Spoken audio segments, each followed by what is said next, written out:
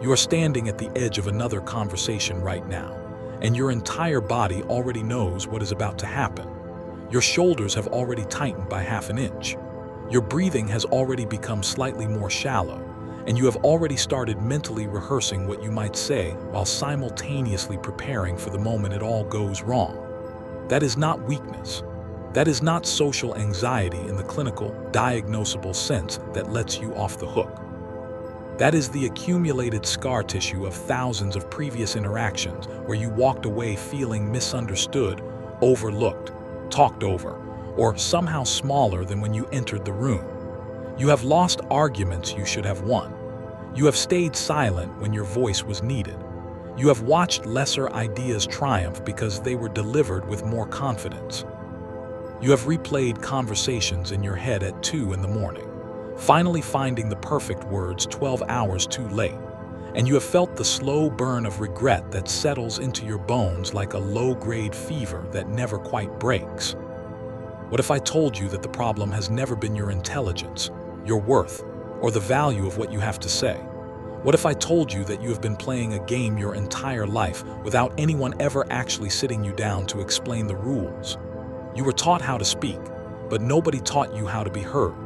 You were taught vocabulary and grammar, but nobody taught you the architecture of human connection. You were handed words without the operating manual for the human brain that receives them. And so you have been walking into conversations the way someone walks into a dark room, arms outstretched, hopping not to crash into the furniture, while others seem to move through that same space with the lights fully on. This is not about becoming manipulative. This is not about learning tricks to dominate others. This is about finally understanding the invisible structure beneath every single human interaction you will ever have, so that you can stop performing conversations and start connecting through them. The deepest human fear is not death. That is what the research actually shows, and if you sit with it long enough, you will feel the truth of it in your own chest. The deepest human fear is rejection, exclusion, being cast out of the tribe, because for most of human history, being cast out meant death. Your brain does not know the difference between a boardroom and a savanna. Your brain does not know that the person across from you cannot actually end your survival. So when you walk into a difficult conversation, your body is preparing for a life-or-death encounter, and you have been wondering why you feel nauseous, why your mind goes blank, why your heart pounds like a trapped animal against your ribs. That response has a name, and understanding it is the first door that opens. That is your amygdala, the oldest part of your brain, hijacking your entire nervous system and shutting down the very cognitive functions you need most in that moment. You are not broken. You are having a completely normal response to a perceived threat that your ancient brain cannot distinguish from a predator. But here is where it gets painful, and I need you to stay with me through this part because it matters more than anything else I will say. You have built an entire identity around this struggle, and that identity has become a cage. You tell yourself stories. I am just not good with people. I am an introvert, so communication is not my strength. I am too direct. I am too emotional. I am not quick enough on my feet. These stories feel like self-awareness, but they are actually self-protection dressed up as honesty. They give you permission to stop trying, to stop growing, to accept a diminished version of your life, because at least that diminished version is familiar and safe. Every time you say one of these sentences to yourself, you are not describing a permanent condition. You are reinforcing a neural pathway. You are carving a groove in your brain that makes it easier to repeat the same pattern tomorrow. And that groove has become so deep that you no longer see it as a choice. You see it as fate.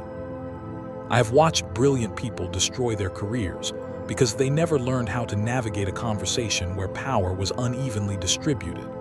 I have watched loving people destroy their relationships because they never learned how to fight without leaving permanent damage.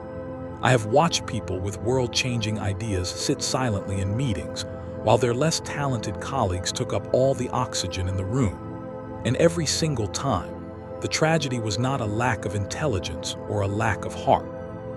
The tragedy was a lack of skills that nobody ever taught them, Skills that are not mysterious or magical but are completely learnable, completely trainable, and completely transformative once you understand the machinery underneath them. You are not facing a personality defect. You are facing a skills gap, and skills gaps can be closed. Right now, as you read these words, your brain is doing something remarkable. It is filtering everything through a lens of prediction, constantly asking one question beneath your conscious awareness. Is this relevant to my survival? Is this relevant to my survival? And if the answer is no, your attention will drift, your retention will collapse, and you will walk away from this script the same person you were when you started. But your brain is also wired for something else, something that gives me hope and should give you hope too. Your brain is wired for stories. Your brain is wired for patterns. Your brain is wired to recognize when someone is telling you the truth about the human experience, and your brain releases a chemical called oxytocin when that recognition happens, a chemical that literally makes you more receptive, more trusting, more willing to change. That is not manipulation. That is the biological foundation of every meaningful connection you have ever had or will ever have.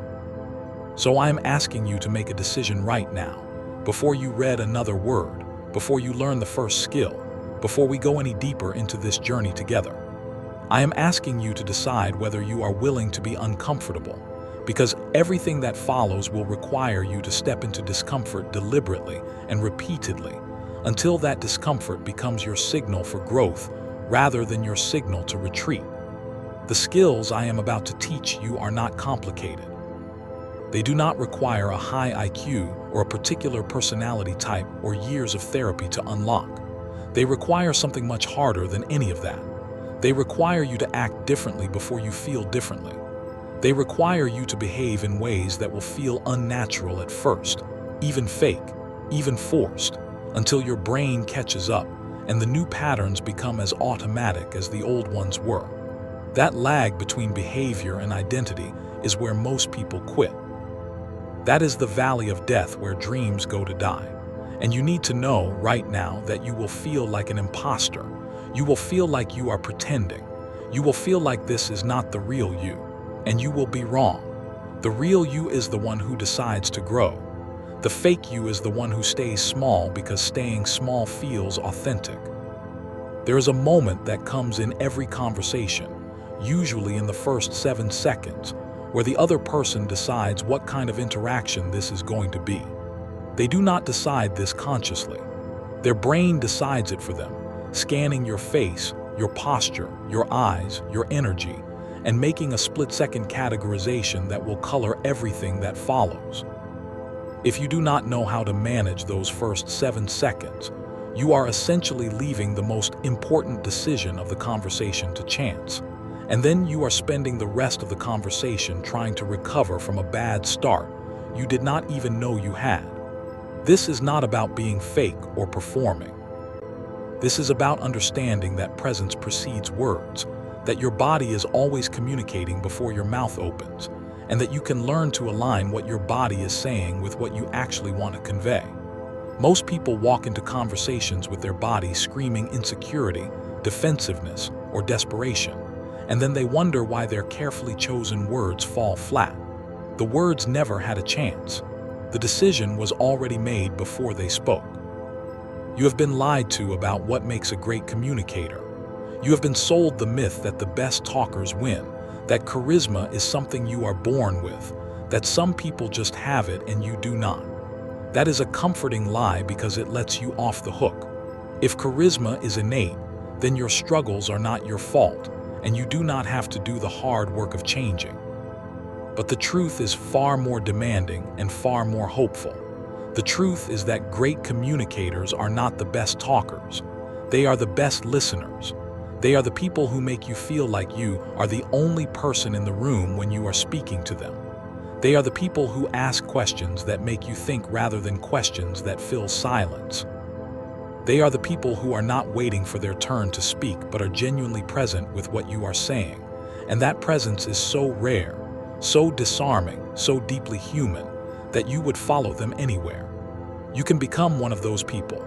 Not by changing who you are, but by learning the skills that allow who you truly are to finally be seen and heard. The cost of staying the same is higher than you have allowed yourself to calculate, and I need you to calculate it now, because pain is a more reliable motivator than inspiration.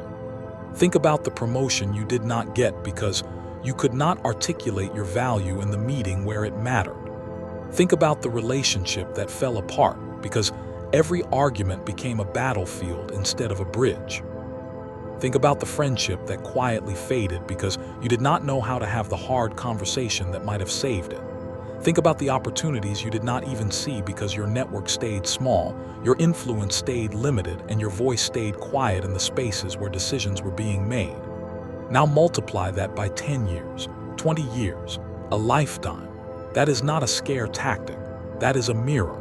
The skills you do not learn do not just leave you where you are. They compound in the wrong direction. The gap between where you are and where you could have been does not stay the same size. It grows. And the only thing standing between you and a completely different trajectory is a set of learnable skills that nobody has ever systematically taught you until this moment.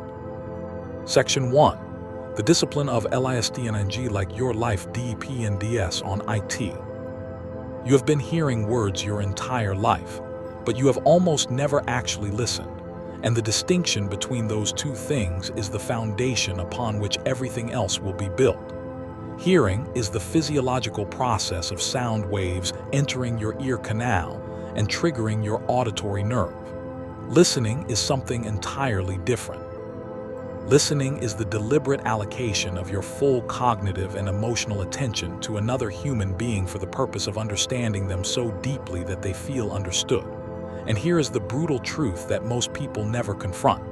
When someone else is speaking to you, you are almost never fully present with what they are saying. You are partially present, and the rest of your mind is busy doing something else. You are formulating your response. You are judging what they are saying. You are relating it to your own experience. You are thinking about what you need to do later. You are noticing something about their appearance. You are wondering when they will stop talking so you can say the thing you have been holding onto. That is not listening. That is waiting. Your brain has a processing speed that far exceeds the speed of human speech. The average person speaks at about 125 to 150 words per minute, but your brain can process information at about 400 to 500 words per minute. That gap is a trap, and you have been falling into it your entire life. That gap is the space where your mind wanders, where you start preparing your rebuttal, where you start making assumptions, where you start drifting away from the person in front of you and into the comfort of your own internal monologue. The gap is not going to disappear. You cannot make your brain slower, and you cannot make people talk faster.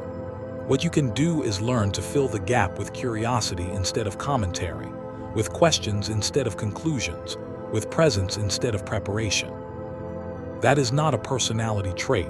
That is a skill, and like any skill, it can be trained until it becomes automatic. The first thing you need to understand is what happens in the other person's brain when you truly listen to them. When someone feels heard, their brain releases a cocktail of neurochemicals that literally changes their state. Oxytocin floods their system, the same bonding chemical that mothers release when nursing their babies, the same chemical that creates trust between soldiers who have fought together, the same chemical that turns a stranger into a friend. Simultaneously, their cortisol levels drop. Cortisol is the stress hormone, the one that keeps them defensive, guarded, and ready for conflict. When cortisol drops, the prefrontal cortex comes back online, the part of the brain responsible for reasoning, for creativity, for problem solving, for seeing you as an ally rather than a threat. You are not just being polite when you listen well. You are literally changing the neurochemistry of the person in front of you, creating the biological conditions for trust, cooperation, and influence. Now think about what happens when you do not listen, when you interrupt, when you finish their sentences, when your eyes flick to your phone, when you give them the slightly glazed look that tells them you have checked out. Their cortisol spikes. Their amygdala activates. Their brain interprets your inattention as a social threat, and they become more defensive, more rigid, more resistant to anything you might say. You then try to persuade them from this state of heightened defensiveness, and you fail, and you blame the content of your argument when the real failure happened at the level of neurochemistry before you ever made your case. You cannot persuade a brain that is in threat mode. You cannot connect with a nervous system that is bracing for attack. You have to create safety first, and listening is the most powerful safety signal you can send. So what does real listening actually look like in practice, in the messy reality of your actual life, where you are tired and stressed, and the person in front of you is saying something that triggers you or bores you or feels like a waste of your limited time? It starts with your body before it starts with your ears. You need to orient your physical form toward the person speaking, not half-turned, not angled toward the exit, not with your arms crossed like a barrier between you and them.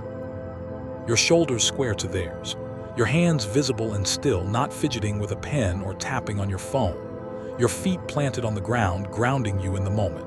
Your eyes on their eyes, not staring like a predator, but steady and warm like a lighthouse beam that does not waver. This physical orientation is not just for them. It is for you. Your brain takes cues from your body. When your body is in a position of attention, your brain follows. When your body is in a position of distraction, your brain follows that too. Then there is the internal discipline, which is much harder than the physical posture. You have to catch yourself when you start formulating your response while they are still speaking. This will happen dozens of times in a single conversation. Your ego wants to jump in. Your ego wants to defend itself. Your ego wants to demonstrate how smart you are. Every time you catch yourself mentally rehearsing your next line, you gently pull your attention back to their words, to their face, to the emotion underneath their words. This is meditation. This is mindfulness applied to conversation. And like meditation, you will fail at it constantly. And the practice is not in never failing, but in returning your attention faster and more gracefully each time it wanders. The person who can stay present for 60 seconds of someone else's speech without mentally leaving the room is already in the top 1% of communicators on the planet. There is a particular kind of silence that most people find unbearable, and mastering this silence is one of the most powerful skills you will ever develop. When someone finishes speaking, most people jump in within half a second with their response. That speed communicates something unintentionally. It communicates that you were not really considering what they said. You were just waiting. If you instead let the silence breathe for 2 or 3 seconds after they finish, several things happen simultaneously. You give yourself time to actually process what they said instead of reacting reflexively. You give them space to add something deeper, which they often will because the silence invites the part of them that was holding back to come forward. And you communicate non-verbally that you are not in a rush, that you are truly taking their words seriously, that they matter enough for you to pause and consider. That pause costs you nothing but discomfort, and that discomfort is the price of depth. You also need to learn the art of the reflective pause, which is the moment where you feed back what you heard before you add anything of your own. This does not mean parroting their words back like a robot. It means capturing the essence, the emotion, the core meaning, and holding it up like a mirror. What I am hearing is that you felt completely undermined in that meeting, and you are wondering if it is even worth fighting for anymore. When you say that sentence and you get it right, something unlocks in the other person. They feel seen. They feel gotten. Their shoulders drop half an inch. Their breathing deepens. Their defenses lower. And they become willing to hear what you have to say because you have first proven that you heard them. This is not a technique. This is basic human respect applied with precision. And the fact that it feels like a technique to you right now tells you how far we have drifted from basic human respect in our daily interactions.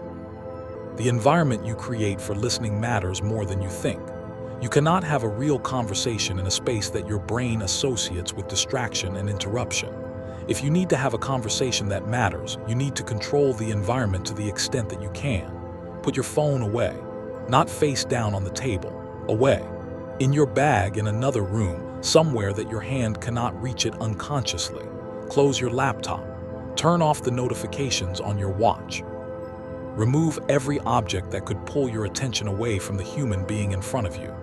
This feels extreme only because we have normalized a level of distraction that is actually insane when you step back and look at it. You are trying to connect with another soul while holding a device in your pocket that is designed by thousands of engineers to hijack your attention.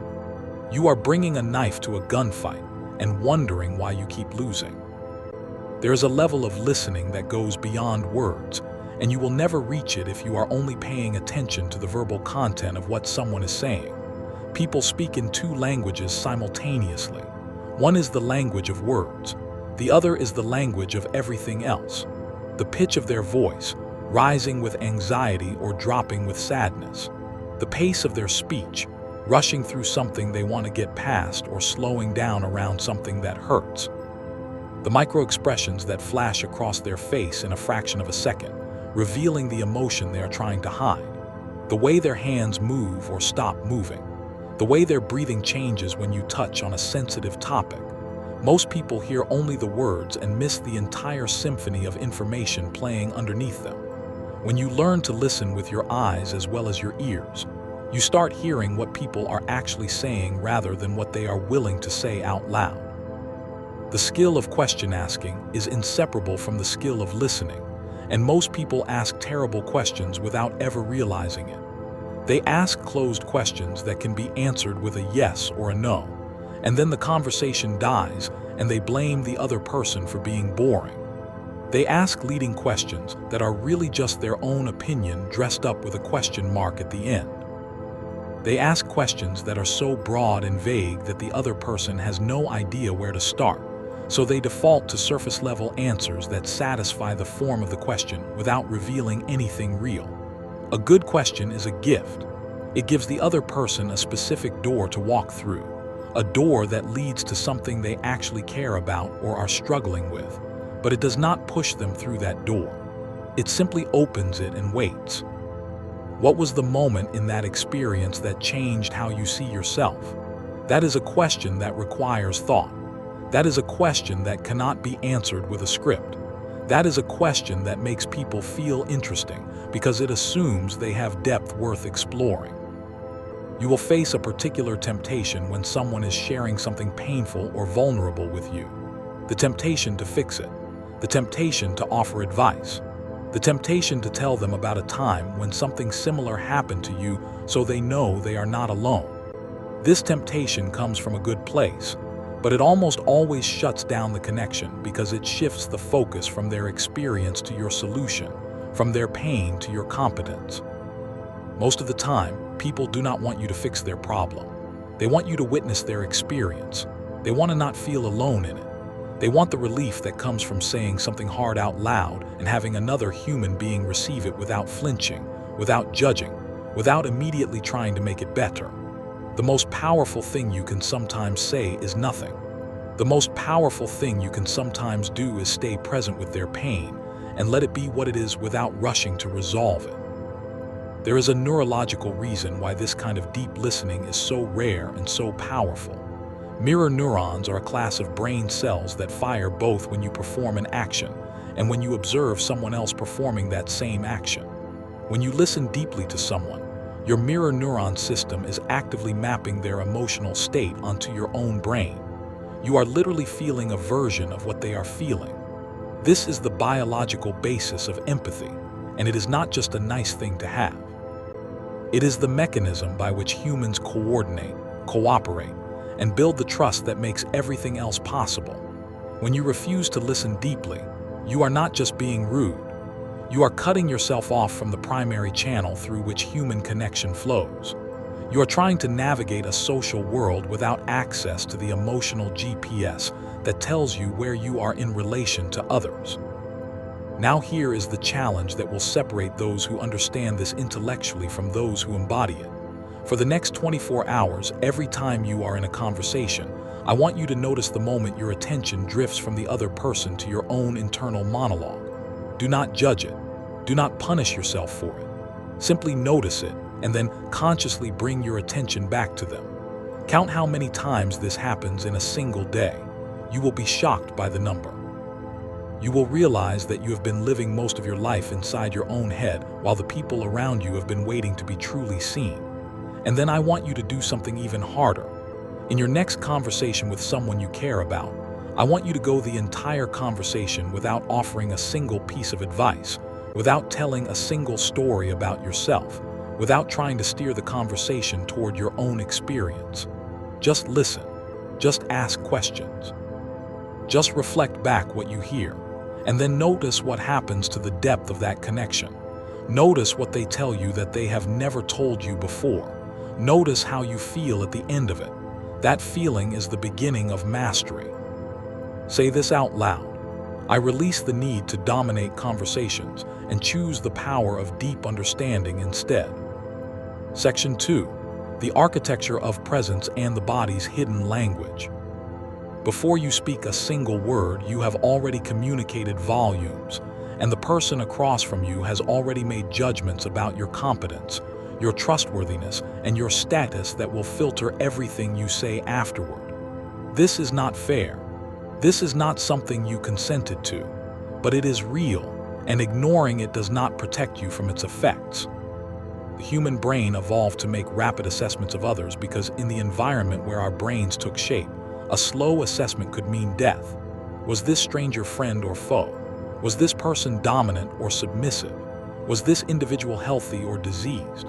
These judgments had to happen in a fraction of a second, and the machinery that made them is still operating in your skull right now, and in the skull of every person you will ever meet. You can resent this reality or you can learn to work with it. Only one of those choices will serve you. Your posture is not just about how you look. Your posture is a direct signal to your own nervous system about what kind of situation you are in. When you slouch, when you collapse your chest, when you make yourself small, your brain receives a cascade of signals that say you are in a low-power state, that you are under threat, that you should withdraw and protect yourself. This triggers cortisol release. This inhibits testosterone, which in both men and women is associated with confidence and willingness to take social risks. This constricts your breathing, which reduces oxygen to your brain, which impairs your cognitive function at the exact moment you need it most. You are literally making yourself dumber and more anxious by the way you are holding your body, and you have been doing it for so long that it feels normal. It is not normal. It is a habit, and habits can be broken. The research on this is not subtle. Amy Cuddy's work at Harvard, whatever debates may swirl around the statistical nuances, captured something true that millions of people have verified in their own experience. Holding your body in expansive postures for as little as 2 minutes changes your hormone profile measurably. Cortisol drops, testosterone rises, your subjective sense of power increases. But the deeper truth is not about striking a power pose in the bathroom before a meeting, though that can help. The deeper truth is about retraining your default posture so that you do not need a pre-game ritual because your baseline has shifted. You want to walk into every room as though you belong there, not because you are pretending, but because your body has learned that this is its natural state. That takes practice. That takes awareness. That takes a willingness to feel uncomfortable in your own body while the new patterns take hold. Let us talk about eye contact, because this is where most people either avoid the work entirely or swing to the opposite extreme and become unsettling. The goal is not to stare someone down like you are trying to win a dominance contest. The goal is to hold a steady, warm gaze that communicates I see you and I am not afraid to be seen. Most people, when they are listening, give decent eye contact. The real challenge is maintaining eye contact while you are speaking. Watch yourself the next time you are explaining something. Notice how your eyes flick away when you are searching for words, when you are feeling uncertain, when you are saying something that feels vulnerable. That flick away is a tell. It says I am not fully confident in what I am saying. It says I am seeking escape from this moment of exposure. The person who can hold steady eye contact while speaking, not aggressively but calmly, communicates a groundedness that is rare and compelling. Your voice is an instrument you have been playing your entire life without ever taking a single lesson, and most people are playing it badly without knowing why. They speak from their throat instead of their diaphragm, producing a thinner, weaker sound that lacks resonance and authority. They speak too quickly because their nervous system is revved up, and they are trying to get through their words before someone interrupts them or judges them. They trail off at the end of sentences, letting their pitch rise into a questioning tone that undermines everything they just said. They use filler words, and like and you know, that signal uncertainty and give the listener's brain a reason to discount the content. These are not character flaws. These are technical problems with technical solutions, and anyone who tells you otherwise is selling you the same lie that kept you stuck. Breathing is the foundation of vocal control, and breathing is the first thing that goes when you are nervous. Your diaphragm tightens, your breath moves up into your chest, your voice loses its support, and suddenly you sound exactly as anxious as you feel. The fix is not to try to sound confident. The fix is to breathe in a way that calms your nervous system and supports your voice. Before a conversation that matters, take 3 slow breaths where the exhale is longer than the inhale. Inhale for 4 counts. Exhale for 6. This activates your parasympathetic nervous system, your rest and digest mode, the counterbalance to the fight or flight response that has been running the show. Do this where no one can see you if you need to. Step into a bathroom stall. Do it in your car before you walk in. Do it at your desk while everyone else is looking at their phones. 3 breaths, 4 in, 6 out. You have just given yourself a biological advantage that most people in the room do not have. Your hands are a problem if you do not know what to do with them, and most people do not know what to do with them. They fidget, they touch their face, they play with a pen, they put their hands in their pockets, they cross their arms. Each of these signals something, and most of what they signal is some version of I am uncomfortable, or I am closed off, or I am hiding something. The solution is not to freeze your hands into stillness. The solution is to let them move naturally in a way that supports your speech, using gestures that are open, that show your palms, that stay within the frame of your body rather than flying out wildly. Watch someone who is a naturally compelling speaker and notice their hands. They are not thinking about their hands. Their hands are just flowing with their words because their body and their speech have integrated. You can get there, but it starts with awareness. And awareness means catching yourself every time your hands do something that undermines you. There is a concept from the theater world that most people in business and everyday life have never encountered, and it might be the single most transformative idea for your presence. It is called status. Not the kind of status you put on your resume or your social media profile. Theatrical status is about how much space you are willing to take up, how comfortable you are with being seen, how much permission you give yourself to affect the room rather than being affected by it. High status is not about arrogance, it is about stillness. Watch someone with true presence. They do not rush, they do not fidget, they do not seek approval with their eyes after every sentence. They occupy their body fully. They are comfortable with silence. They do not shrink when attention lands on them. This can be learned. This can be practiced. This can become your default mode, but only if you stop telling yourself that you are just not that kind of person. Your environment shapes your presence more than your willpower does. And if you are serious about this, you need to start paying attention to the spaces where you have your most important conversations.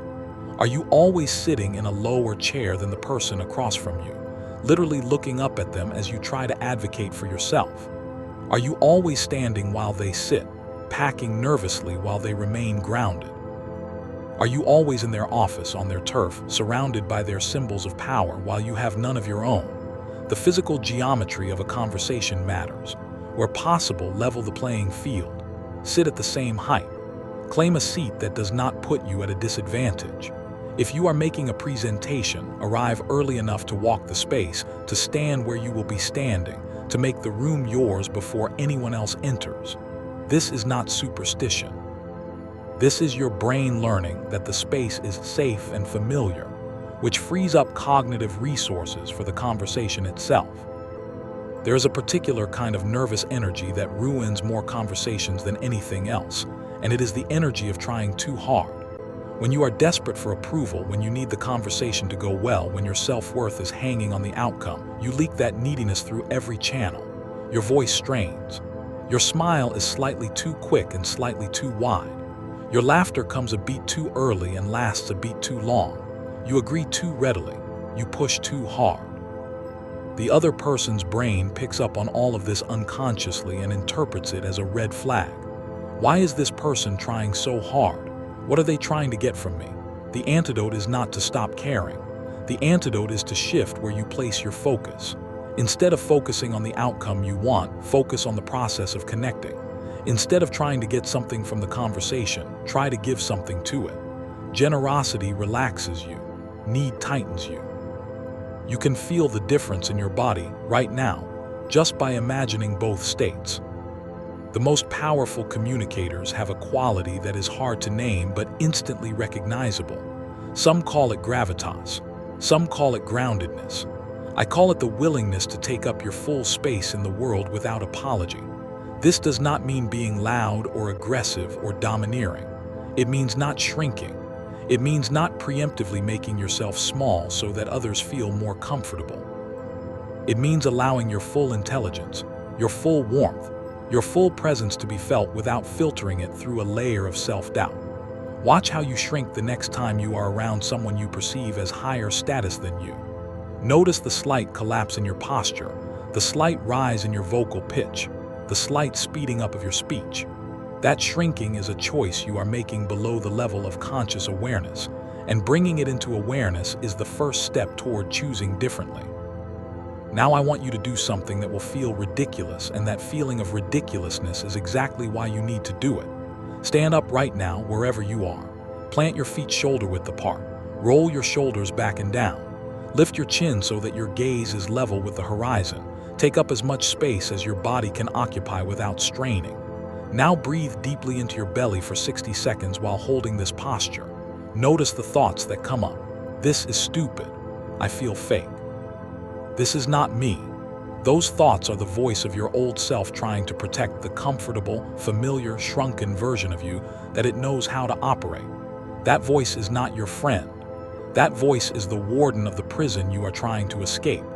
Do this every morning for 30 days. 60 seconds of expansive posture and deep breathing. It will change your baseline more than any motivational speech ever could. The face you show the world is often not the face you think you are showing, and the disconnect between your internal experience and your external expression is costing you more than you know. You might feel genuine warmth towards someone, but if your resting face looks tense or distracted or bored, that is what their brain registers. You might feel confident, but if your brow is furrowed and your jaw is tight from stress, they read anxiety. You need to learn what your face is actually doing, and that means either recording yourself in conversation, which is humbling and horrible and incredibly useful, or asking someone you trust to give you honest feedback about what your face communicates when you are not consciously managing it. The goal is not a fake smile plastered on permanently. The goal is alignment, where your face reflects what you actually feel, and where you have enough awareness to know when it does not. Your presence is not a performance you put on and take off. It is an accumulation of thousands of small physical habits that you have practiced so many times they have become invisible to you. Changing those habits is not a weekend project. It is a daily practice of catching yourself in the old pattern and choosing the new one over and over until the new one becomes the default. This is the unglamorous work that separates the people who transform from the people who consume motivational content and stay exactly the same. You will catch yourself slouching. You will catch yourself avoiding eye contact. You will catch yourself rushing your words. And in that moment of catching, you have a choice. Return to the old pattern and stay comfortable, or choose the new pattern and grow.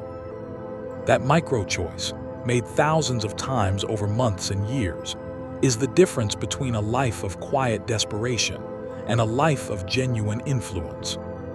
Here is your challenge. For the next 7 days, I want you to record a 2-minute video of yourself every single day talking about anything. Describe your day, Explain something you are learning. Tell a story from your childhood. It does not matter what you say. What matters is that you watch the video afterward and observe your body language, your eye contact, your vocal patterns, your filler words, your facial expressions. Do not judge yourself, just observe. At the end of the week, you will know more about your communication habits than you have learned in your entire life up to this point. Most people will never do this because watching themselves is too uncomfortable. That discomfort is the doorway. Walk through it. Say this out loud. My presence is my power, and I am learning to occupy my full space in the world without apology. Section 3. The psychology of words that actually land. Every word you speak enters another person's brain through a filter you cannot see but must learn to understand if you want your words to actually have impact. That filter is made of their past experiences, their current emotional state, their beliefs about you, their beliefs about themselves, their fears, their desires, and their unconscious biases. You have been speaking as though your words travel directly from your mouth to their understanding, but that is not how communication works. Your words travel through a gauntlet of interpretation, and what arrives on the other side is often not what you sent. The gap between what you meant and what they heard is where relationships die, where deals collapse, where reputations are destroyed. Closing that gap is not about being more careful with your words. It is about understanding the filter so well that you can predict how your words will be received before you speak them. The brain processes language in multiple regions simultaneously, and the emotional centers process what you say before the rational centers do. The amygdala, the brain's threat detector, evaluates the emotional tone of your words in milliseconds, and if it detects a threat, it activates a stress response that literally shuts down the prefrontal cortex, the part of the brain you need them to use if you want them to think reasonably about what you are saying. This means that if your words trigger defensiveness, the rational content of your message never even gets a fair hearing.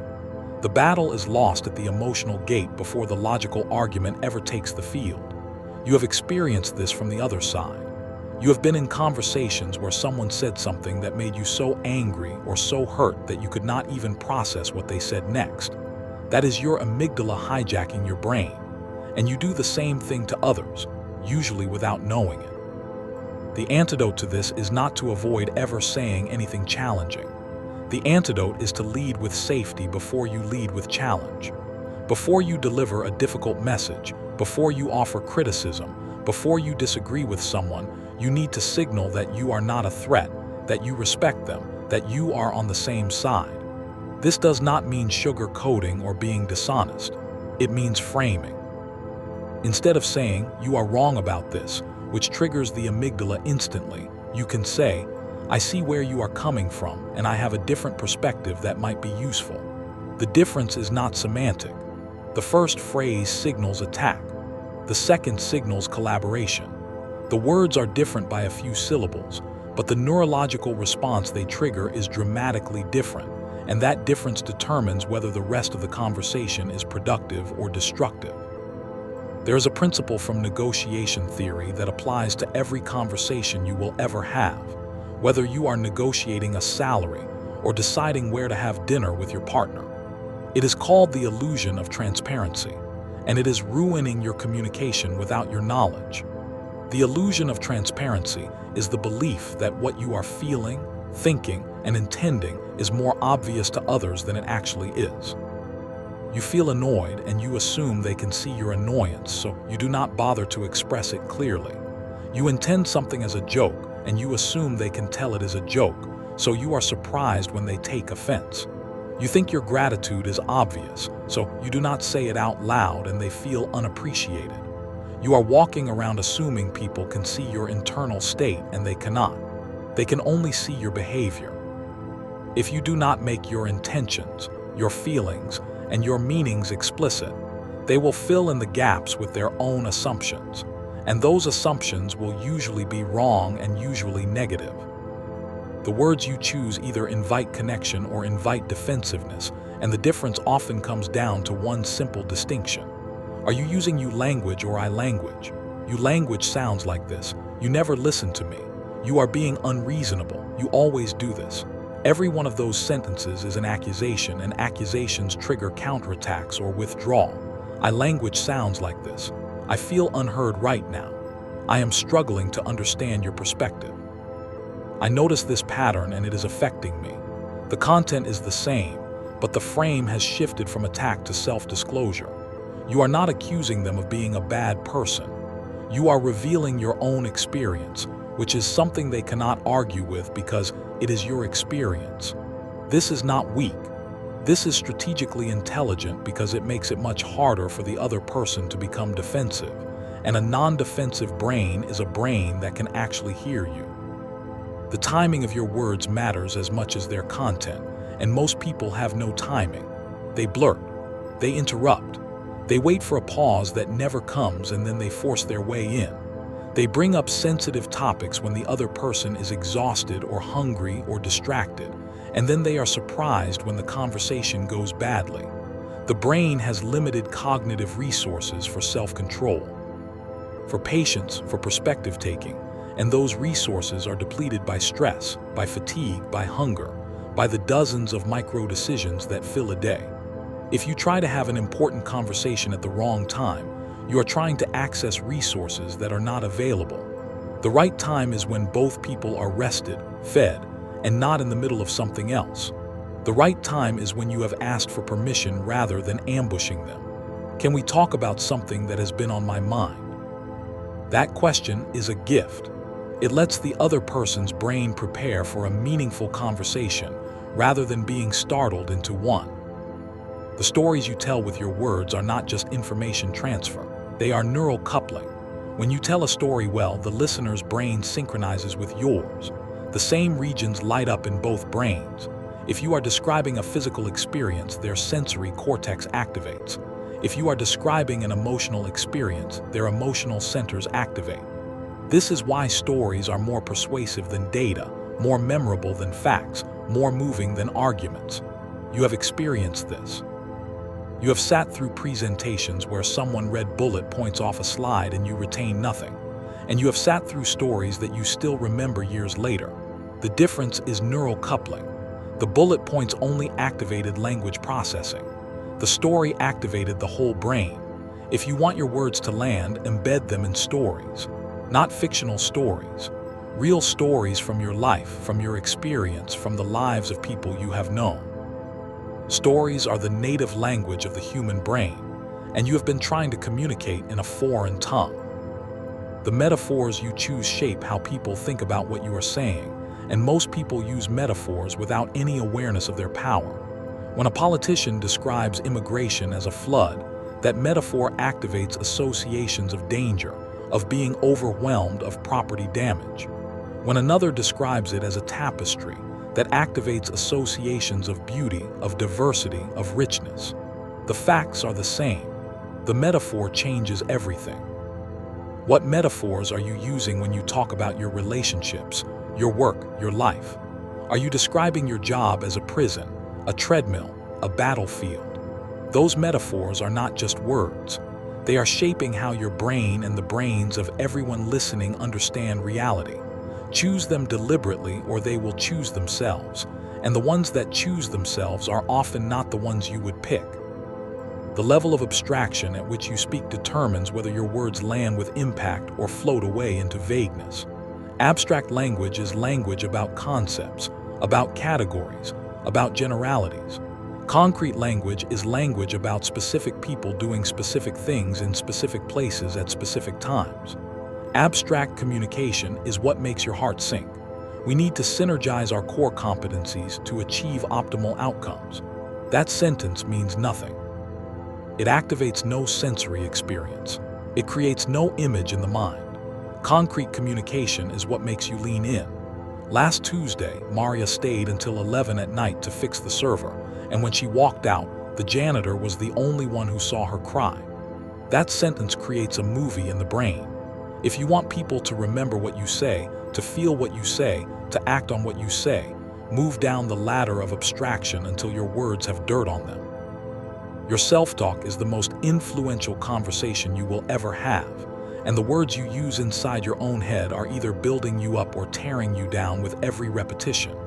Listen to the language you use when you talk to yourself about your communication skills. I am so awkward. I always say the wrong thing. I am terrible at this.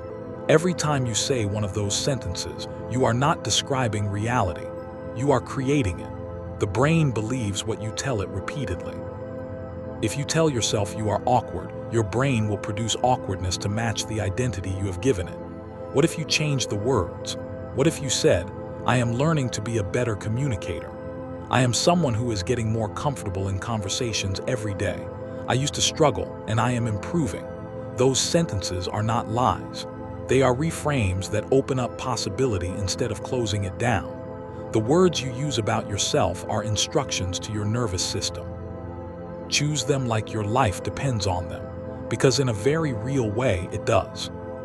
There is a particular phrase that disarms conflict more effectively than almost any other, and it is so simple that you will be tempted to dismiss it. You are right. Not you are right about the argument. Not you are right and I am wrong. Just you are right, followed by whatever part of their perspective you can genuinely acknowledge. You are right that I have been more distant lately. You are right that this deadline was not communicated clearly. You are right that your concerns about this project are valid. When you say those words, you are not conceding defeat. You are acknowledging their reality, and that acknowledgement lowers their defenses and opens the possibility for them to acknowledge your reality in return. The phrase works because it is so rare. Most people go through their entire day without hearing anyone genuinely say they are right about something. Be the person who says it and watch how people soften. The questions you ask yourself in the middle of a difficult conversation determine the quality of that conversation more than the questions you ask the other person. When a conversation gets tense, most people's internal questions become catastrophizing and unhelpful. Why is this happening? Why are they being so difficult? What is wrong with me? These questions send your brain searching for evidence of threat, of conflict, of inadequacy, and it finds plenty, and your emotional state deteriorates, and the conversation deteriorates with it. What if you ask different questions? What is this person really needing right now that they are not saying? What can I learn from their perspective even if I disagree? What is one thing I can do right now to move this toward resolution? Those questions direct your brain toward curiosity, toward empathy, toward solutions. The quality of your questions determines the quality of your life, and nowhere is that more immediately true than in the middle of a hard conversation. Now here is your action step. For the next 3 conversations you have, I want you to notice every time you are about to use you language and consciously convert it to I language before you speak. Instead of you are not listening, try I do not feel heard right now. Instead of you are making this difficult, try I am finding this conversation challenging. Instead of you never follow through, try I feel disappointed when what we agreed does not happen. Notice the difference in how people respond. Notice the difference in how you feel when you speak this way. This is not about being weak or avoiding accountability. This is about taking radical responsibility for your own experience and expressing it in a way that invites collaboration rather than combat. Try it 3 times before you decide whether it works. Say this out loud. My words are tools that I choose deliberately, and every conversation is an opportunity to build rather than destroy. Section 4. The neuroscience of emotional regulation during conflict. There is a moment in every difficult conversation where everything changes. One sentence lands wrong. One tone of voice triggers something. One accusation, real or perceived, hits a nerve you did not even know was exposed, and suddenly you are not you anymore. Suddenly you are a version of yourself that you barely recognize, saying things you will regret, with a heart rate that feels like a drum, with a voice that sounds foreign, with a clarity that has completely abandoned you. That moment has a name, and understanding it at a biological level will give you more control over your conversations than any communication technique ever could.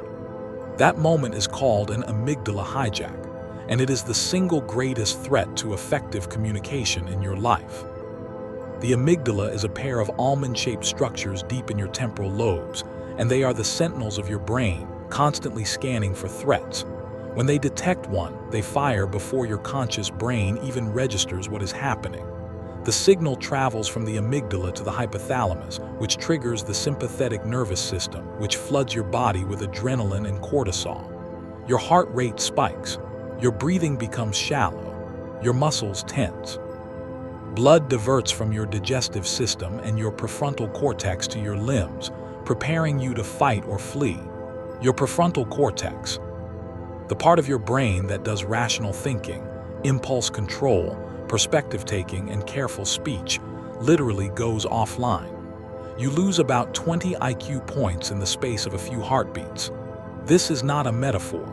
This is measurable, and you are expected to navigate the most delicate moments of your relationships while your brain is partially disabled. The first thing you need to understand is that this response is not a sign that you are broken. It is a sign that your brain is working exactly as evolution designed it. The problem is not that the response exists. The problem is that your brain cannot tell the difference between a saber-toothed tiger and your partner saying we need to talk. It cannot tell the difference between a rival tribe attacking your village and your boss criticizing your presentation. The threat response is the same. The physical cascade is the same. The cognitive impairment is the same. And unless you learn to regulate this response, you will continue to be at its mercy, saying and doing things that the rational you would never choose, and then spending days or weeks or years trying to repair the damage. Regulation begins with recognition, and recognition requires interception, which is the ability to sense what is happening inside your own body. Most people are terrible at interception. They are so disconnected from their physical experience that they do not notice the early warning signs of an amygdala hijack until it is too late and they are already in the grip of it. The warning signs are there always. A tightening in your chest, a heat rising in your face, a knot forming in your stomach, a shallowness entering your breath, a tension creeping into your jaw or your shoulders. These sensations precede the full hijack by seconds or even minutes. If you can learn to recognize them as they begin, you can intervene before the cascade becomes irreversible. This is not about suppressing your emotions. It is about catching them early enough that you have choices. The most effective intervention is breath, and the reason breath works is physiological, not spiritual. Slow, deep breathing, especially with an extended exhale, activates the vagus nerve, which is the main highway of your parasympathetic nervous system. The vagus nerve runs from your brain stem down through your heart and lungs and digestive system, and when it is activated, it sends a signal of safety to your entire body. Your heart rate slows, your blood pressure drops, your muscles relax. Your prefrontal cortex comes back online. This is not relaxation in the vague, self-care sense. This is a specific biological mechanism that you can trigger deliberately. 2 inhales through the nose followed by a long exhale through the mouth. This is called the physiological sigh, and it is the fastest way to down-regulate a stressed nervous system. You can do it in the middle of a conversation without anyone even noticing, and it will give you back the cognitive capacity that was about to be stolen from you. There is another intervention that works alongside breath, and it is labeling. Research by Matthew Lieberman and others has shown that putting your emotional state into words actually reduces the activity in your amygdala. When you name the emotion you are feeling, your brain shifts some of the processing from the emotional centers to the prefrontal cortex, which is exactly where you want it during a difficult conversation. I am feeling attacked right now. I am feeling defensive. I am feeling scared. You do not have to say these words out loud, though sometimes that can help. Just saying them in your head creates a measurable shift. You are not suppressing the emotion. You are not pretending it is not there. You are simply putting a label on it, and the act of labeling is a form of regulation. This is one of the most practical, research-backed skills you can develop, and you can practice it in low-stakes situations until it becomes automatic in high-stakes ones. The pause is your most powerful tool when you feel yourself getting triggered, and almost nobody uses it because the urge to react is so overwhelming. When you feel the hijack beginning, when you feel that surge of heat or that tightening in your chest, you need to buy yourself time. You need to create a gap between the stimulus and your response, because in that gap lies your freedom. The gap can be created by a breath. It can be created by taking a sip of water. It can be created by saying, "Let me take a moment to think about that," or "Can you give me a second to process what you just said?" These sentences are not admissions of weakness. They are acts of self-mastery. They communicate that you are taking the conversation seriously enough to respond thoughtfully rather than react impulsively. The person who can pause in the heat of conflict is the person who controls the conversation, because everyone else in the room is just reacting while you are responding. Your internal dialogue during conflict is usually working against you, and you need to become aware of what you are saying to yourself in those moments if you want to change how you handle them. The typical internal dialogue sounds like this. "They are attacking me. This is unfair. I have to defend myself. I have to win this." Every one of those thoughts increases the threat response. Every one of those thoughts makes you more reactive, more rigid, more likely to say something destructive. What if you deliberately replace those thoughts with a different set of questions? What is this person actually afraid of right now? What is the need underneath their anger? What is the outcome I actually want from this conversation? And will my next sentence move me closer to it or further away? These questions engage your prefrontal cortex. They shift you from reacting to strategizing. They remind you that you have agency, that you are not just a victim of the other person's behavior or your own emotional storm. The concept of the window of tolerance is essential for understanding why some days you handle conflict fine and other days you explode over something trivial. Your window of tolerance is the zone of arousal in which you can function effectively. When you are within your window, you can think clearly, feel your emotions without being overwhelmed by them, and choose your responses. When you are outside your window, you either go into hyperarousal, which is the fight or flight response we have been discussing, or hyperarousal, which is numbing out, shutting down, going silent and dissociating from the conversation entirely. Your window of tolerance is not fixed. It shrinks when you are tired, hungry, stressed, or have been dealing with multiple demands. It expands when you are rested, nourished, and have had time to recover. Understanding this means you can make better decisions about when to have difficult conversations. If your window is narrow because you are exhausted after a 12-hour day, that is not the time to bring up the sensitive issue. Wait. Wait until your window has expanded, because the exact same words will land completely differently when both people have the capacity to hear them. The other person's nervous system is just as important as yours, and skilled communicators learn to read the signs of dysregulation in others and respond accordingly. When you see someone's jaw tight, when you notice their voice getting higher or faster, when you see them start to flush, when you notice them withdrawing or shutting down, those are signals that their window of tolerance is closing. If you keep pushing, you will get a reaction, but it will not be the productive conversation you were hopping for. The wise move is to pause, to back off, to acknowledge what you are noticing without judgment. I can feel this conversation is getting intense. I want to make sure we are both okay to continue. Do you need a break? That kind of attunement is rare and powerful. It communicates that you care about them as a person, not just about winning the argument. And it often saves the conversation from spiraling into a place neither of you wanted to go. The aftermath of conflict is where the real work of repair happens, and repair is a skill that most people have never been taught. Repair is not just apologizing. Repair is the process of reestablishing safety and connection after a rupture. It requires you to go back to what happened with curiosity and humility, not to assign blame but to understand. Here is what I was feeling when I said that. What were you feeling? Here is what I wish I had said instead. What did you need from me in that moment that you did not get? Repair conversations are difficult and uncomfortable, but they are also where intimacy is built.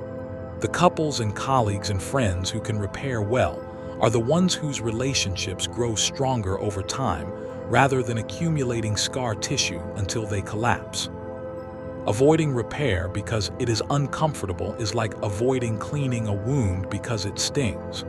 The infection that follows is much worse than the sting. There is a particular neurochemical dynamic that makes repair conversations effective, and it involves oxytocin again. When repair is done well, when both people feel heard and understood after a conflict, the brain releases oxytocin, which does not just create warm feelings. It actually reconsolidates the memory of the conflict with a new emotional tag. The memory shifts from threatening to resolved, from painful to meaningful. This is why relationships that handle conflict well actually become stronger through conflict. The conflict becomes a proof point that the relationship can survive hard things, and that proof creates trust. But this only works if repair actually happens. If the conflict is never resolved, the memory stays tagged as threatening, and every new conflict activates that old memory as well, making each successive argument heavier and more loaded than it appears on the surface. Now here is the challenge that will test whether you have absorbed this or just read it. The next time you feel yourself getting triggered in a conversation, I want you to do exactly 3 things. First, notice the physical sensation in your body. Just notice it. Second, take one physiological sigh, the double inhale through the nose and the long exhale through the mouth. Third, say to yourself, I am feeling triggered right now, and that is okay. Then choose your response from that place of slightly more regulation rather than from the grip of the hijack. If you can do this even once, you will have proven to yourself that you are not at the mercy of your reactions. You can learn to respond rather than react. And if you can do it once, you can do it again. And eventually you can do it so often that people will marvel at how calm you are under pressure, not knowing that calmness is not a personality trait, but a skill you built through thousands of small choices. Say this out loud. I am not my reactions. I am the awareness that witnesses them, and I can learn to choose my response even in the fire of conflict. Section 5. The strategy of framing and the art of direct attention. Every conversation has a frame, whether you set it deliberately or someone else sets it for you.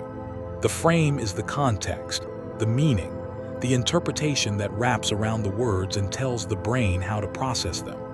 The person who controls the frame controls the conversation, not through force, not through volume, not through status, but through the subtle art of directing attention to what matters and away from what does not.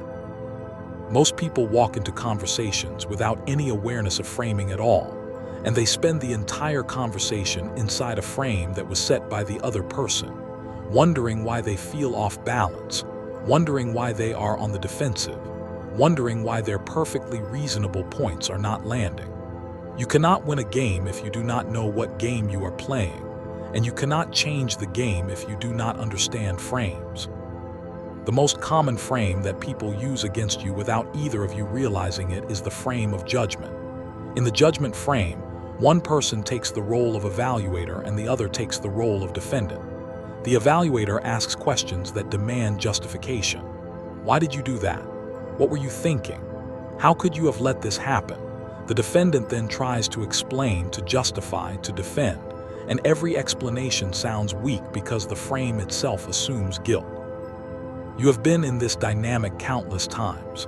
It might be your boss, your parent, your partner, or a stranger, but the feeling is the same. You feel small. You feel like you are in trouble. You feel like you are being interrogated, and your brain goes into threat mode, and your communication skills collapse because the frame has already decided that you are the one who needs to explain yourself. The way out of the judgment frame is not to defend yourself more eloquently. The way out is to shift the frame entirely. This is called a frame shift, and it is one of the most powerful moves in communication. When someone is framing the conversation as an interrogation, you can shift it to a collaborative problem-solving frame. I want to understand your concerns fully, and I also want to share what I was seeing from my side so we can figure out how to move forward. With one sentence, you have refused the role of defendant and proposed a new role of co-investigator. This does not always work. Some people are deeply committed to the judgment frame because it gives them power. but it works more often than you think. And even when it does not work immediately, it plants a seed that the current frame is not the only one possible. Another frame that dominates many conversations is the problem frame versus the solution frame. In the problem frame, the conversation is about what is wrong, whose fault it is, how bad things are, and all the reasons nothing can be done. Problem frame conversations feel heavy. They drain energy. They leave everyone feeling worse than when they started, and they produce nothing actionable. The solution frame does not ignore problems. It acknowledges them and then asks a different set of questions. What can we do about this? What would progress look like? What is within our control here? Who has faced something similar and found a way through? Shifting from the problem frame to the solution frame is not toxic positivity. It is leadership. It is taking responsibility for where the conversation goes instead of just following it down into the swamp. The frame of scarcity versus the frame of abundance shapes how you approach conversations about resources, opportunities, and other people. In the scarcity frame, you assume that there is not enough to go around, that someone else's success is your loss, that you have to fight for your piece of the pie because if they get more, you get less. Scarcity frame conversations are competitive, guarded, and exhausting. In the abundance frame, you assume that there are possibilities you have not seen yet, that collaboration can create more than competition, that someone else's success does not threaten yours. Abundance frame conversations are open, creative, and energizing. The facts of the situation might be the same. The frame changes everything about how you engage with it. And here is the key. You can choose which frame to adopt. You can catch yourself in a scarcity spiral and consciously shift to abundance, not by denying reality, but by asking a better question. What opportunities am I not seeing? Who could benefit from what I have to offer? The frame of power is always present in conversations, and pretending it is not does not make it go away. In any interaction, there is a distribution of power, and that distribution affects what can be said, how it will be received, and what the consequences will be. If you are in a lower power position, you cannot simply pretend you are not, but you can understand the frame and work within it strategically. You can prepare more thoroughly for conversations where the power differential is real. You can build alliances that increase your leverage. You can choose your timing when the person with more power is more receptive, and you can decide whether this particular conversation is even worth having, or whether the smart move is to wait, to build more power, to come back when the frame has shifted. Not every battle needs to be fought on the current battlefield. The frame of relationship is something you set, intentionally or not, in every conversation you have. Is this a transactional relationship or a relational one? Is this a one-time interaction or part of an ongoing connection? Is this about exchanging value or about building something together? When you frame a conversation as purely transactional, you get transactional behavior from the other person. They try to extract as much as possible while giving as little as possible, because that is what the transactional frame invites. When you frame it as relational, when you signal that you are interested in the long term, that you value the person beyond this single interaction, that you are willing to give without immediate return, you invite a different kind of engagement. This is not manipulation. This is clarity about what kind of interaction you are trying to have. And clarity prevents the misunderstandings that arise when two people are operating from different unspoken frames. The framing of your own role in the conversation is something you need to become aware of because it shapes how you show up. Do you frame yourself as the expert who has all the answers, or the learner who is curious? Do you frame yourself as the victim who has no power, or the agent who has choices even in difficult circumstances? Do you frame yourself as the critic who finds flaws, or the builder who finds possibilities? None of these frames is universally right or wrong. The question is whether the frame you are using is serving the outcome you want. If you want to learn something, the learner frame serves you. If you want to assert authority in a domain where you have genuine expertise, the expert frame serves you. The problem is when you default to a frame without thinking about it. And that default frame often comes from old stories about who you are rather than from a clear assessment of what this moment requires. The frame of time is subtle but powerful. Are you having a conversation about the past, the present, or the future? Conversations about the past are often about blame and explanation. Conversations about the present are about awareness and choice. Conversations about the future are about possibility and intention. Skilled communicators know when to stay in the past long enough to understand what happened, and when to shift to the future because staying in the past is no longer productive. I understand how we got here, and I want to talk about where we go from here. That sentence acknowledges the past while shifting the frame to the future. It respects what happened without letting the conversation drown in it. This is especially important in conflicts, where the gravitational pull of past grievances is so strong that the conversation never escapes them. Framing is not about spinning or manipulating or being inauthentic. Framing is about recognizing that meaning is not inherent in events. Meaning is constructed by the way we talk about events. The same fact can be framed as a disaster or an opportunity. The same mistake can be framed as a failure or a learning experience. The same disagreement can be framed as a battle or a collaboration. The frame you choose will shape how your brain processes the situation and how the other person's brain processes it. If you do not choose a frame, one will be chosen for you, usually by the person who is more aware of framing than you are. You can resent this reality, or you can learn to work with it. Only one of those responses will give you more influence over the conversations that matter in your life. Now here is your challenge. For the next conversation where you notice you are in a frame that is not serving you, whether it is the judgment frame, the problem frame, the scarcity frame, or any other, I want you to consciously name the frame to yourself. I am in the judgment frame right now. Then I want you to ask yourself one question. What frame would serve me better here? And then I want you to attempt one frame shift, just one sentence that proposes a new way of looking at the conversation. It will feel awkward the first time. It will feel like you are doing something unnatural. But what you are actually doing is waking up from the trance of accepting whatever frame is handed to you. You are taking authorship of the meaning of your own conversations, and that is the beginning of genuine influence. Say this out loud. I am the author of the frames through which I see my conversations, and I choose frames that serve connection, growth, and truth. Section 6.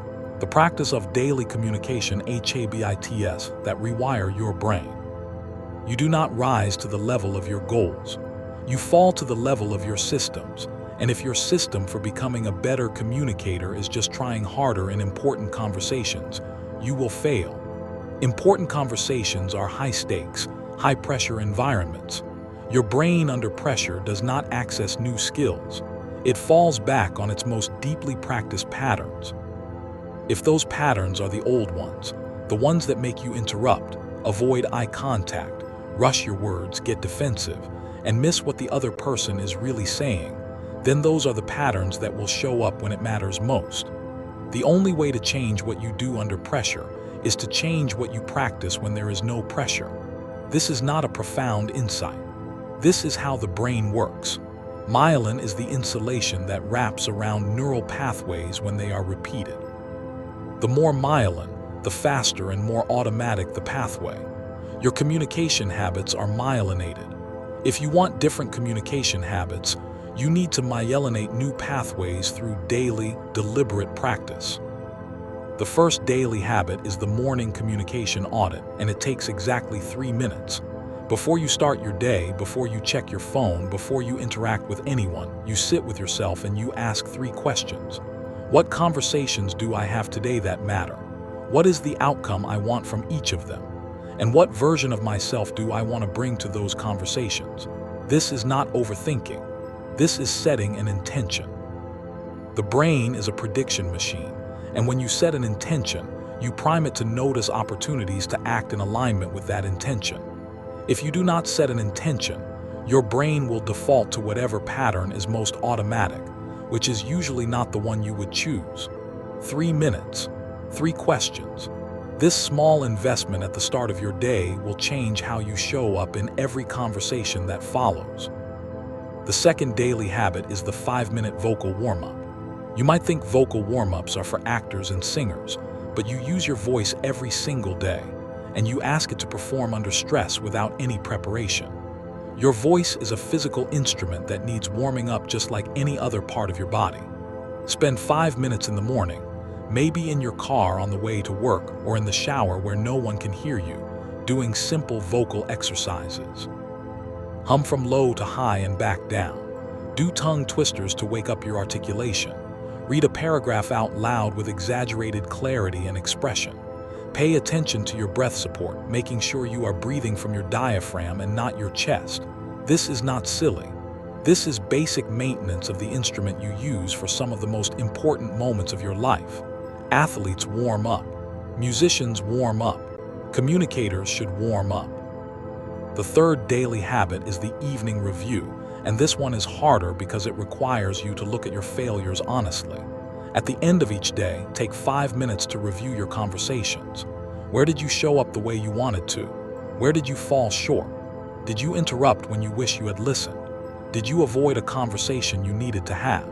Did you say something in a way that created more conflict than necessary? Did you miss an opportunity to connect? The purpose of this review is not to beat yourself up. The purpose is to learn. Every conversation is a data point. If you do not review the data, you cannot learn from it.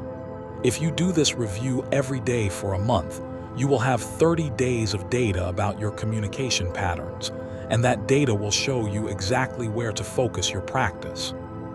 The fourth daily habit is the microconnection practice. Most people go through their day interacting with strangers and acquaintances on autopilot, making minimal eye contact, using the same scripted phrases, never actually connecting. You are going to use these low-stakes interactions as your training ground. When you order coffee, you are going to look the barista in the eye and genuinely ask them how their day is going, and you are going to listen to their answer. When you pass a colleague in the hallway, you're going to stop and acknowledge them as a human being rather than rushing past with a mumbled "hey."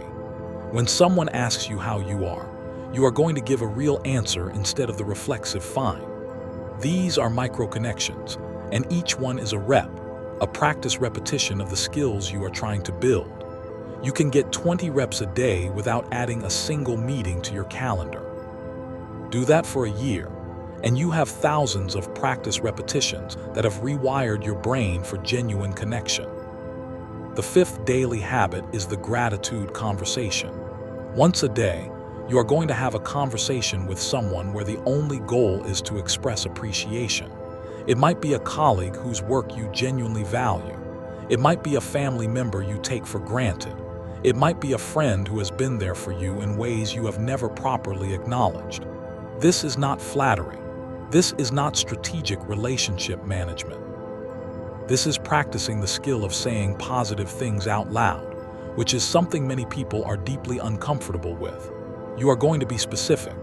Not "you are great," but "I really appreciated how you handled that client call yesterday. The way you stayed calm when they got aggressive helped everyone in the room feel safer." Specific appreciation is a communication skill, and like any skill, it gets better with practice. The sixth daily habit is the silence practice. You are going to spend 5 minutes a day in silence, with no input, no phone, no music, no podcast, no conversation. Just you and your thoughts. This is not a meditation requirement, though meditation is wonderful. This is about building your tolerance for the kind of silence that happens in conversations, the silence you currently rush to fill with filler words or nervous chatter. Most people are uncomfortable with silence because they are uncomfortable with their own internal experience. When you practice being in silence alone, you build the muscle of being comfortable in silence with others. You learn that silence is not an emergency. You learn that you do not have to fill every gap with words, and that learning will serve you in every important conversation you ever have. The seventh daily habit is the reading aloud practice. You are going to read something out loud for 10 minutes every day. It can be anything: a book, an article, a poem, a speech that moves you.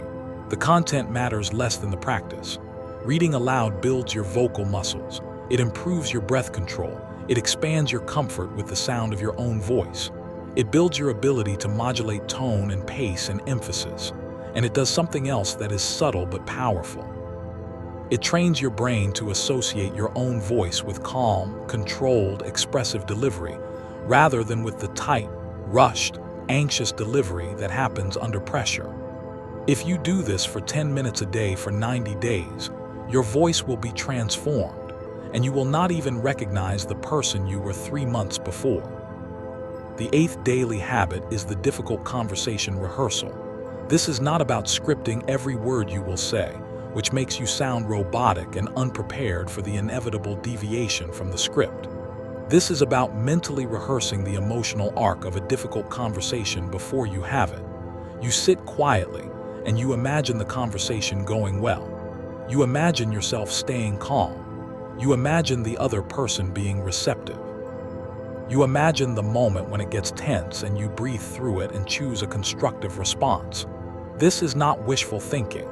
This is mental rehearsal, and the brain does not fully distinguish between vividly imagined experiences and real ones. Athletes use visualization. Musicians use visualization. Communicators can use it too. By the time you have the actual conversation, your brain will have already experienced a version of it going well, and that experience will reduce your anxiety and improve your performance.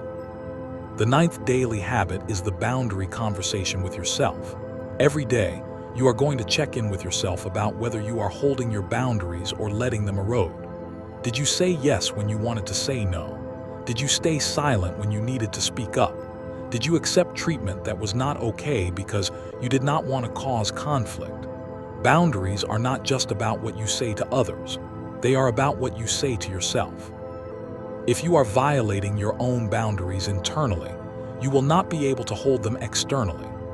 This daily check-in is how you build the self-respect that allows you to communicate your boundaries clearly and calmly when it matters, rather than exploding after months of resentment or disappearing from relationships without explanation.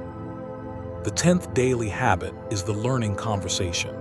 Every day, you are going to have one conversation where your primary goal is to learn something from someone else. It does not have to be profound. It can be a colleague explaining a part of the business you do not understand. It can be a friend sharing their perspective on something you disagree about. It can be a stranger telling you about their life. The goal is to practice asking questions, listening deeply, and being genuinely curious about another person's experience. This habit keeps you humble. It keeps you growing. It keeps you connected to the reality that everyone you meet knows something you do not know, has experienced something you have not experienced, and carries a world inside them that you have not explored. The best communicators are lifelong learners of other people, and this habit makes that learning a daily practice. Now here is the challenge that will integrate all of these habits into your life. I want you to pick 3 of these daily habits and commit to them for 30 days. Not all 10. 3. Pick the 3 that feel most relevant to your current struggles, or the 3 that feel most doable given your current life. Write them down somewhere you will see them every day. Track whether you did them each day. At the end of 30 days, look at what has shifted in your communication, in your confidence, in your relationships. Then decide which 3 to commit to for the next 30 days. Small commitments, consistently kept, compound into massive change. Grand commitments, abandoned after a week, compound into self-distrust. Choose small. Choose consistent. Choose to become the kind of person who keeps promises to yourself, because that is the foundation upon which all communication with others is built. Say this out loud. I am the sum of my daily practices, and every day I am building the communicator I will become tomorrow. Section 7. The deep work of self-talk and internal narrativs. There is a conversation happening inside your head right now, and it has been running for as long as you can remember, and it has more influence over your external conversations than any technique or skill you will ever learn. That internal conversation is not neutral. It is not objective. It is not the voice of truth. It is the voice of conditioning, of past wounds, of fears that have been rehearsed so many times they feel like facts. If that internal voice is consistently critical, consistently fearful, consistently telling you that you are not good enough, or that people are dangerous, or that you will inevitably be rejected, then every external conversation you have is filtered through that expectation. You do not hear what people actually say. You hear what your internal narrative predicts they will say. You do not respond to the actual situation. You respond to the story your mind has already written about how things will go. The internal narrative begins forming in childhood, and it is shaped by the voices that surrounded you when you were too young to filter them. If you grew up with criticism, your internal voice learned to criticize. If you grew up with neglect, your internal voice learned that you do not matter. If you grew up with conditional love, your internal voice learned that you must perform to be accepted. None of this was your fault, but now, as an adult, it is your responsibility, not because it is fair. Because it is yours. Nobody else can go inside your mind and rewrite the narrative. Nobody else can catch the thought when it arises and choose a different one. This is the deep work of communication, and it is harder than any external skill because it requires you to turn and face the demons that have been running the show from the shadows. The first step is simply noticing the narrative. Most people are so identified with their internal voice that they do not even realize it is a voice. They think they are the voice. They think the thoughts that arise are true simply because they arose. But you are not your thoughts. You are the one who hears your thoughts. This is a distinction that can change your life if you sit with it long enough. When the thought arises, you are going to embarrass yourself in this meeting. You have a choice. You can believe the thought, let it flood your body with anxiety, and walk into the meeting already defeated. Or you can notice the thought, recognize it as a prediction, not a fact, and say to yourself, there is that old story again. Interesting. Then you can choose a different thought. I am prepared. I have something valuable to contribute. Whatever happens, I can handle it. This is not toxic positivity. Toxic positivity is denying the difficulty. Toxic positivity is pretending everything is fine when it is not. What I am describing is cognitive reframing, which is a research-backed intervention that involves recognizing distorted thoughts and deliberately replacing them with more balanced, realistic ones. It does not mean pretending you are not nervous. It means reframing the nervousness as excitement, which is physiologically almost identical. It does not mean pretending the conversation does not matter. It means reframing it as an opportunity to learn rather than a test you might fail. The frame you put around an experience determines how your brain processes it, and your internal narrative is the frame factory. If the factory is producing garbage frames, your external communication will suffer no matter how many techniques you learn. There is a particular category of internal narratives that are especially destructive to communication, and they are the narratives about other people. When you walk into a conversation believing that the other person is hostile, or stupid, or out to get you, or not worth your time, you will behave in ways that provoke exactly the response you expected. This is called a self-fulfilling prophecy, and it is one of the most well-documented phenomena in social psychology. If you believe someone does not like you, you will be cold and guarded around them, which will make them uncomfortable, which will make them act distant, which will confirm your belief that they do not like you. The belief created the reality. The narrative wrote the script. The only way out is to catch the narrative before it becomes behavior and to ask yourself, is this true, or is this a story I am telling myself? And if you are honest, you will find that many of the stories you tell about other people are just that, stories, built on assumptions and projections that have more to do with your own fears than with their actual intentions. The internal narrative about your own worth is the foundation of all communication, because you cannot communicate in a way that assumes you deserve to be heard if you do not believe you deserve to be heard. You cannot set boundaries if you do not believe your needs matter. You cannot advocate for yourself if you believe, deep down, that you are not worth advocating for. This is not something you can fake. You can try. You can read scripts and techniques and force yourself to say the right words. But if the words are coming from a core belief of unworthiness, they will land wrong. They will have a hollow quality. They will lack the weight that comes from genuine self-respect. The long-term work is to heal the core wound that says you are not enough. Therapy helps with this. Deep friendships help with this. Spiritual practice helps with this. But the daily work is to catch the thoughts of unworthiness as they arise and refuse to let them go unchallenged. There is a practice from cognitive behavioral therapy that is simple enough to do on your own and powerful enough to change your internal landscape over time. It is called the thought record. When you notice a strong negative emotion after a conversation or in anticipation of one, you write down the thought that triggered it. What was going through my mind? Then you examine the thought like a scientist examining a hypothesis. What is the evidence for this thought? What is the evidence against it? Is there a distortion here? Am I catastrophizing, mind-reading, black and white thinking, personalizing? Then you write a balanced alternative thought that takes the evidence into account.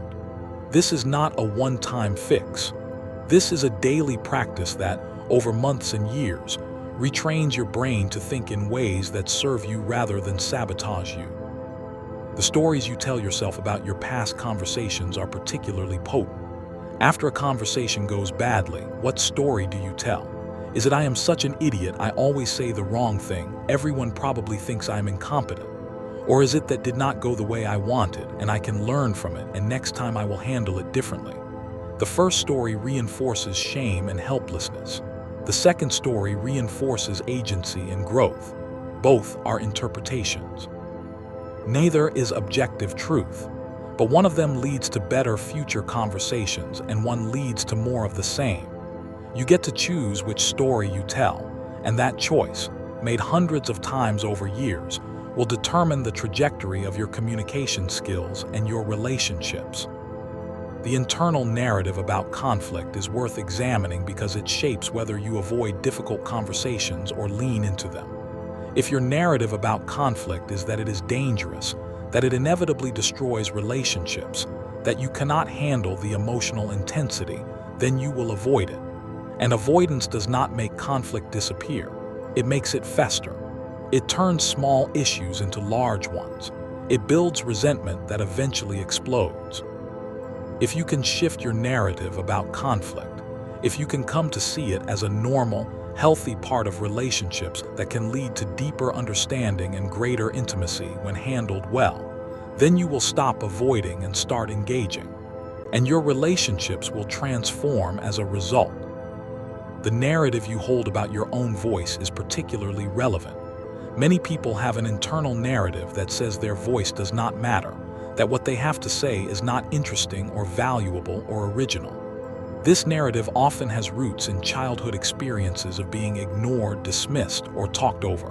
But whatever its roots, it is now a self-imposed cage. The truth is that your perspective is unique. Nobody else has lived your life. Nobody else has your particular combination of experiences, insights, and ways of seeing the world. When you withhold your voice, you are not just hurting yourself. You are depriving the rest of us of a perspective we cannot get anywhere else. That is not flattery. That is logic. And if you can begin to hold that as a new narrative, I have something worth saying, not because I am special, but because I am the only one who can say it the way I say it, you will find it easier to speak up. Now here is the practice that will bring this section to life.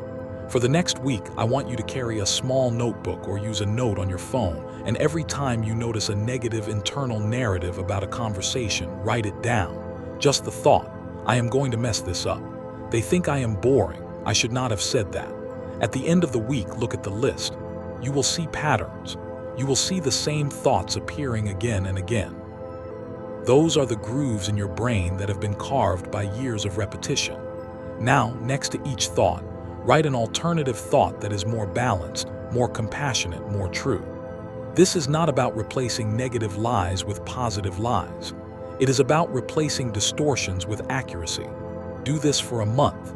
You will be amazed at how your internal landscape shifts and how that shift changes the way you show up in conversations. Say this out loud. "I am not the voice in my head. I am the one who hears it, and I can choose which thoughts to believe and which to release." Section 8. The Science of Habit, LOOPS, and Behavioral Change. You have been trying to change your communication habits through willpower alone, and that is why you keep failing. Willpower is a finite resource. It depletes over the course of a day. It is strongest in the morning and weakest at night.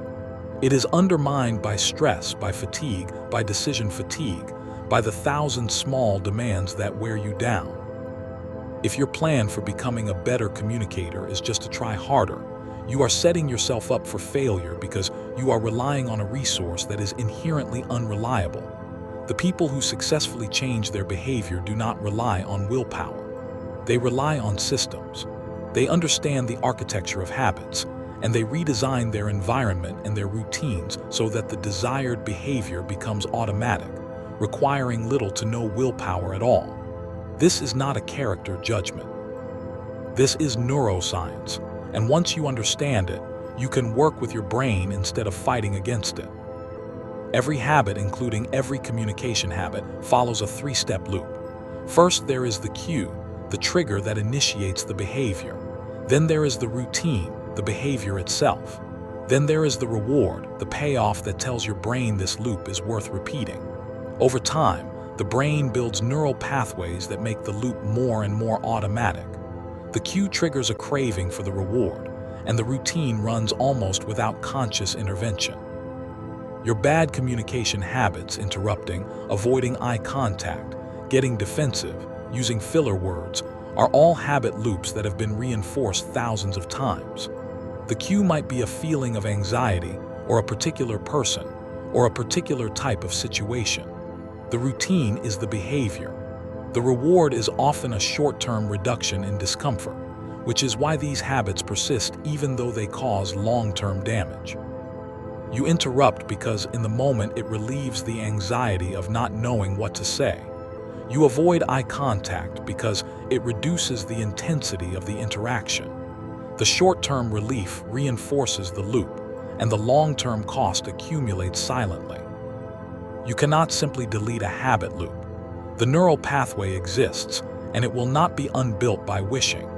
What you can do is replace the routine while keeping the same cue and providing a similar reward. When you feel the cue, the familiar anxiety before a difficult conversation, instead of the old routine of avoidance or defensiveness, you insert a new routine. You take a breath. You ground yourself in your body.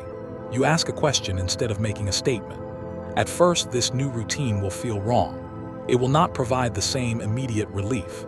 You will have to push through that discomfort deliberately, knowing that over time, as the new routine is repeated, it will become more automatic and will eventually provide its own reward, the reward of a conversation that actually goes well, of a connection that deepens instead of fractures. The cue is the most important part of the habit loop to understand because if you can become aware of your cues, you can intervene before the routine runs. Most people are blindsided by their own behavior. They do not realize they are about to interrupt until they have already done it. They do not realize they are getting defensive until they are already in the middle of the argument. The key is to identify the cues with precision. What exactly happens right before you fall into the old pattern?